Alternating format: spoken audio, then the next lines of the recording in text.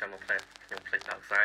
ត្រូវហើយនេះគឺជាសំឡេងខុសគ្នារវាងពីការមិនប្រើប្រាស់ microphone និងការប្រើប្រាស់ microphone ខ្ញុំចង់បង្ហាញពី microphone mono PD 100X ដែលជា microphone ប្រភេទ dynamic ស័ក្តិសមបំផុតសម្រាប់អ្នក stream អ្នកលេង game និងអ្នកផលិតមាតិកាសម្រាប់ microphone នេះដែរនៅលើនេះមានប៊ូតុង mute ដែលជាប៊ូតុងបិទសំឡេងនិងប៊ូតុងនេះដែលគេហៅថា 2-in-1 smart knob ដែលជាប៊ូតុងសម្រាប់ផ្លាស់ប្ដូរ control រវាង microphone និង